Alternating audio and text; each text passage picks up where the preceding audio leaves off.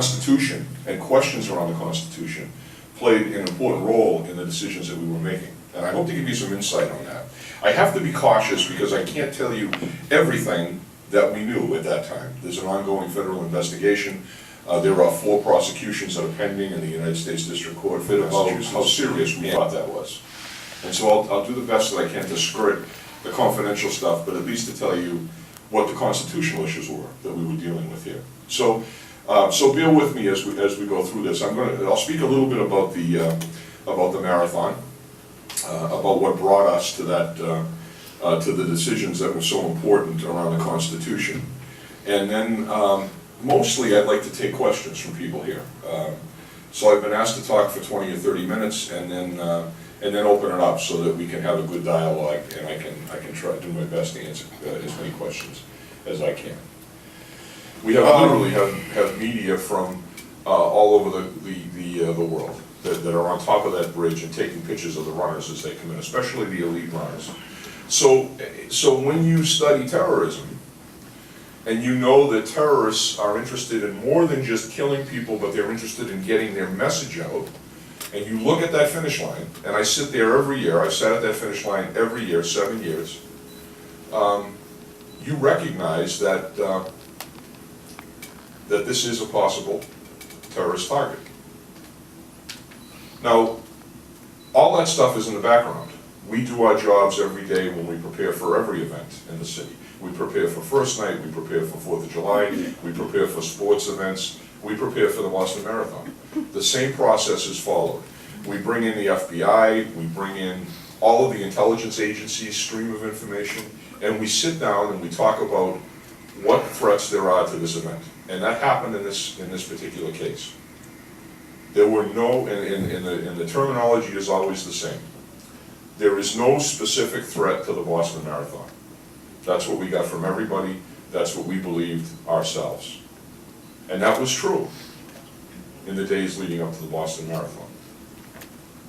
However, there were 2 lone wolves, 2 people that were operating in a small town, just actually not a small town, in Cambridge actually, just north of us, who had their own plans, who hadn't talked to anybody else, who were not dealing with international terrorist groups that we monitor, but were hatching a plan that would turn the city on its head.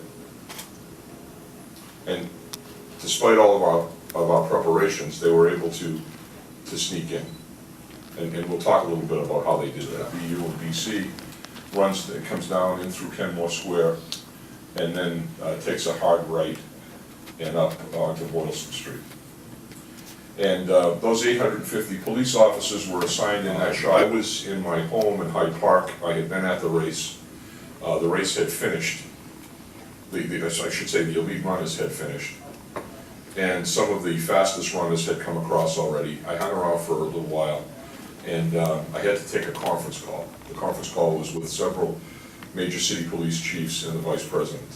And I thought it would be, since it was a holiday, I thought since the dangerous part of the race had passed. Now remember, we talked about the press, and the press who were there at the finish line all start to leave after the elite runners come across. So with the exit of the international press, in our minds, the threat diminishes. If you're smart and you're a terrorist, you want to do it when there's the most media coverage, and when the media coverage goes away, it becomes less of a threat. Dan Linsky, who was in charge of the operation, was in Kenmore Square, and he got me on the phone, and he said, "Commissioner, we have a report of an explosion at the finish line." So we had just had an explosion on one of the side streets near the finish line of a big, huge transformer that ends star on. And I thought it was that. And I said, "Is it electrical?" And he said, "It doesn't sound like it. They're saying there's 2 explosions." When he said there were 2 explosions, I started to go out to the car. I said, "Tell me more." So as I'm going down the stairs and out the door, My wife is down on the first floor, and she said something happened at the marathon. She's got the TV on. So I went out, I just went out the door without talking to her, got in the car, and Danny said, we got 2 explosions. They went off in close proximity to each other, near the finish line. One's at Ring Road, which we're intimately familiar with, and one is right at the finish line. Danny Keeler, one of our exceptional sergeants, a guy that worked in homicide, has been involved in big investigations his whole life. Danny Keeler was reporting that there were multiple injuries, multiple amputations, and that we needed every ambulance that we could get. And the other thing he said was Danny was unintelligible on the radio, which is an indication that something really bad is going on. When you got a guy as experienced as Danny Keeler that is yelling on the radio, that's a really bad sign for us. So I start heading in very quickly. And Danny tells me that the amputations are multiple. So that only means one thing to me, that this is a low-placed improvised explosive device. And we've got a serious problem. It's our worst nightmare. So I said to Danny said to me that he is heading to the scene, and he will call me when he gets there. Danny Keeler, who is pictured in this, right in the foreground of this picture, is a sergeant. He played a really important role because he made sure all the roads were kept open for the ambulances. In Aurora, when they first arrived at the theater, all the cruisers came in and blocked the roads so the ambulances couldn't get into them. And it's a huge problem in our business. Policemen don't care where they park. I often said that fire hydrants were put out there so police would have a place to park. And they'll work, you know what I mean? I thank the firefighters for that. But the truth of the matter is, everybody's trying to get to the scene and they don't think about the other people that are responding. So Danny played an important role in keeping the roads clear. We didn't have the Aurora problem because of his taking charge and making such a difference. It's for a terrorist attack would be, and quantifying that, and then making sure that if something really bad happens, that we can start to protect those critical infrastructure places. The worst, very quick, hope for the best. Tragically, on April 15th, the worst happened. When I get to the scene, there were 2 bodies here. Lindsay Lee, her name is spelled L-U, but they tell me it's pronounced Lee, so people have criticized me for that before, but I want you to know I think I'm doing what her real name is, Lindsay Lee. As well as Martin Rich. She was a great kid. Actually, she waited on us. She worked at a restaurant out on the island. I had taken my staff out there the summer before, and Crystal was one of the waitresses, so I knew who she was. Tough stuff. Everybody was gone from the didn't have ambulances to pick them up. So in a key decision, Dan Linsky, my chief of department, ordered the offices to put these patients into patrol wagons.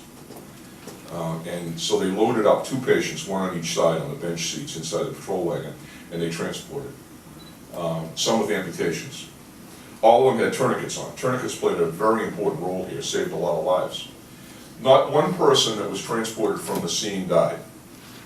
They moved hundreds of people. Everybody that we got into an ambulance or a wagon that got to a hospital survived. And they survived because of the incredible first responder treatment. People were fashioning tourniquets out of shirts and ties and things that they got their hands on there to stem the bleeding. We all know the story of Jeff Bowman. He's a local resident. I met Jeff and his brother. He would not be here if it wasn't for what Carlos did. There were doctors that were running on the route that stopped and helped. There were firemen, soldiers, policemen that were just visiting, that were there to watch, that did an incredible amount of work. New EMTs, I mean, everybody pulled together. There were also a substantial number of medical people at the medical tents. They all ran down the street. So it really was an incredible medical event that was handled very, very well. The first thing they did was they found a MIT police officer sitting in his cruiser. He just finished up the call. he was doing his report. They came up to the side of the cruiser and they shot him in the face 3 times. And that was to try to get his gun. Luckily, he had a retention holster that they couldn't figure out, so they didn't get the firearm off. They spent some time there trying to do that, and then they ran away. As you can imagine, when we had the death of a police officer, we all started to mobilize again. I had about 200 cops that were heading into Cambridge over the course of the 2 hours from the time that Sean Collier was murdered until the time that the pursuit happened. But as you all know, the terrorists hijacked the car. Luckily, the victim of the hijacking managed to escape. Under threat of being shot, he ran away, saved his life. I can't get into the details. But we start to get information that the cell is larger than the 2, and that it's gone active. And that there are more people in the community that are bent on terrorist attacks. And that some of that activity centers around South Station. Now that's all public. Everybody knows that we stopped the train and left South Station when it got to New Haven. And that was all based on information that we had at the time. If you watch the Washington incident that unfolded just a couple of days ago, I watched it very closely. Kathy Lanier is an old friend of mine. She's the police chief in DC. She got up and she said, we think that there were 3 shooters. And we have 1 down at the scene, but we got a report of a 2nd man and a 3rd man. And we'll let us drink Coca-Cola in our buildings anymore, right? Leading Democratic liberal man. Deval Patrick, the governor of the Commonwealth of Massachusetts. A man that is a leading member of the Democratic Party, a liberal governor from Massachusetts, a man that was formerly in the Civil Rights Division of the United States Attorney's Office. So these are the 2 key political operatives that the police structure is reporting up to. And the governor is the man that has to make the final decision with input from everybody at that table as to whether or not we shut down the transit system in the city of Boston. So our first attempt was to shut down the bus route that went right into Osama Mall and right past Dexter and Laurel Street for fear that the suspect could get on the bus. And then we met with Rich Davies, who is the head of transportation in Massachusetts. And he said, we can't shut down a single bus route. The governor said, why? He said, well, if we shut it down, then people are going to be left on the street, wherever we shut it down. Well, we really need to shut this down. Well, you're going to have to consider shutting down that whole area of the transit system, which would have been Watertown and the contiguous communities, including sections of Boston, Allston and Bright. And that was the initial plan about 3:30 in the morning. But then we started to develop more information about South Station. And it became clear from our information that the prudent thing would be to shut down the whole transit system. And there was a lot of debate about it. We were sitting in a small truck with all the police officials, and we were having a conversation about what we should do. And during the course of that debate, the governor of Massachusetts decided, and he said this, he said, are you talking about from Lowell to Fall River? And they said, yes, Governor. It's an all or nothing proposition. It's 4:30, 4:30, it's getting closer to 5 o'clock. We have to get the word out before people start to leave their homes.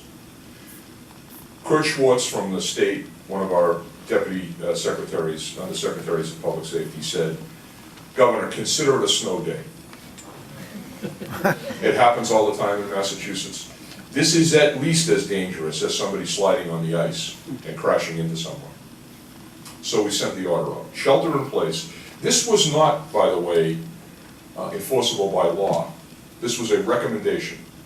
No one got arrested who violated this. It was simply a recommendation that the best thing that you can do is stay home until we get this situation settled. And by later on that night, the suspect was captured. We did house-to-house searches.